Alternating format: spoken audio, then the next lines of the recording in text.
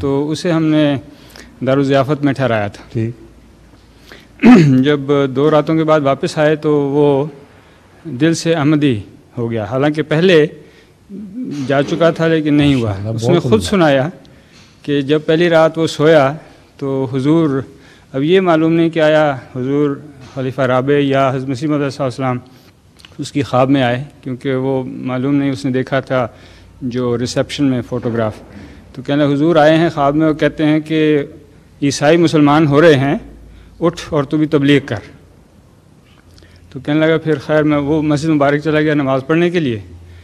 بعد میں پھر اسی روز دوسرے دن جب 10-11 بجے قریب کہتا ہے میری آنکھ لگ گئی، اور پھر کچھ غالباً اس کا دل کہتے ہیں کچھ ڈاواں ڈول ہوا یا جس طرح بھی، تو پھر خواب میں ڈاواں ڈول ہوا جی، تو اسی طرح سچائی کی طرف مائل ہوا. نہیں مائل نہیں ہوا حضور، کچھ تھوڑا سا پیچھے ہٹا پھر. جی.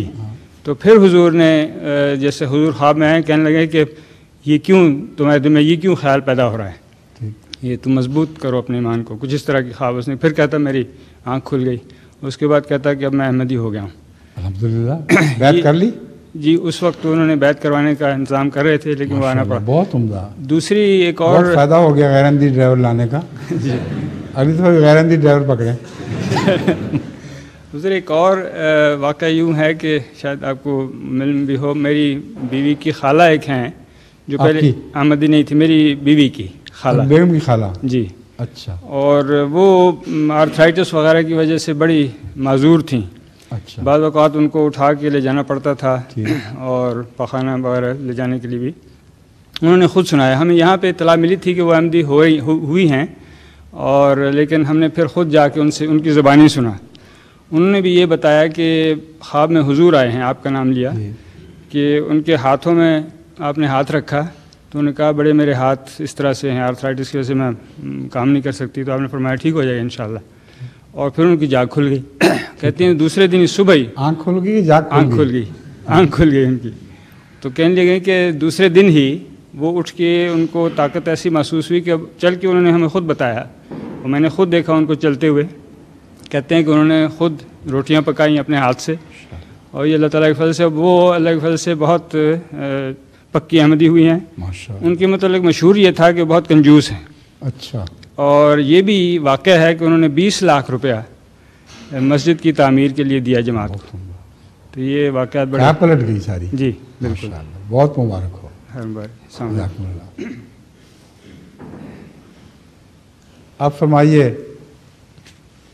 نماز پڑھیں یا کوئی سوال؟ ہاں سوال کریں.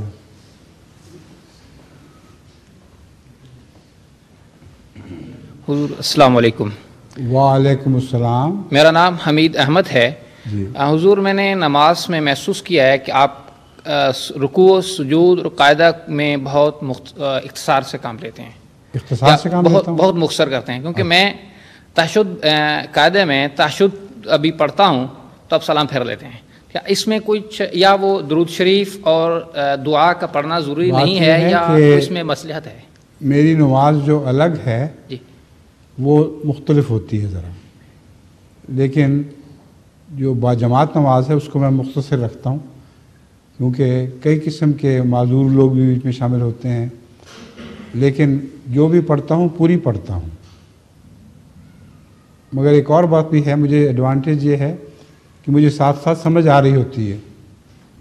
بعض لوگوں کو ساتھ ترجمہ سوچنا پڑتا ہے، تو ہو سکتا ہے اس لیے دیر ہو جاتی ہو. مگر یہ خیال نہ کریں کہ میں پوری نماز نہیں پڑھتا. اتحیات بیٹھتا ہوں، پوری پڑھتا ہوں آخر تک، لیکن وہ ساتھ ساتھ سمجھ آ رہی ہوتی ہے، اس لیے زیادہ تیزی سے پڑھی جاتی ہے. اور رشید صاحب آپ کے ہاتھ ہل رہا ہے.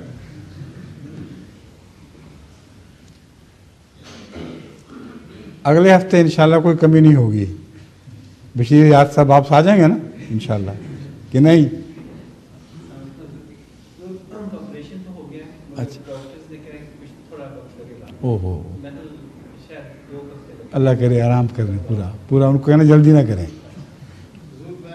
ایک پوچھنا چاہتا ہوں، اگر آپ عنایت فرما کر بتا دیں، آپ کو قرآن شریف کے کون کون سے زیادہ حصہ پسندیدہ اور بار بار پڑھنے کو دل کرتا ہے؟ سارا قرآن شریف. کچھ خاص پہلے بچپن میں قرآن شریف کے بعض حصوں کو نشان لگایا کرتا تھا جی کہ خاص ہیں پرزور. جی لیکن عمر کے ساتھ ساتھ جو قرآن کا فہم بڑھا تو ہر حصے میں ایک عجیب شان ہے. تو میں نے پھر وہ نشان لگانے بند کر دیے سارے. اب قرآن کریم کے ہر صفحے کو الٹ تو نہیں سکتا آدمی. جی اس لیے یاد رکھیں کہ اللہ تعالیٰ کا احسان ہے اگر وہ آپ کو قرآن کریم کی سمجھ عطا کرے تو ہر آیت میں کوئی نہ کوئی ایسی چیز ہے جو دوسری آیتوں میں نہیں ملے گی. بعض احکام بظاہر دہرائے جا رہے ہیں. جی آج کل جو ہم قرآن کریم پہ کام کر رہے ہیں اس میں احکام القرآن پر کام کر رہے ہیں اور لوگوں کا خیال ہے کہ بعض احکام بے وجہ تو نہیں مگر موقع کے مطابق دہرائے جا رہے ہیں. حالانکہ میں نے غور کیا ہے کہ کوئی حکم بھی دہرایا نہیں جا رہا. اس کا پس منظر کچھ اور ہے یا اور کچھ ایسے حصے ہیں جن کی طرف وہ آیات توجہ دلاتی ہیں. تو ایک آیت اپنے مضمون کے لحاظ سے دہرائی جاتی بھی ہے اور نہیں بھی دہرائی جاتی.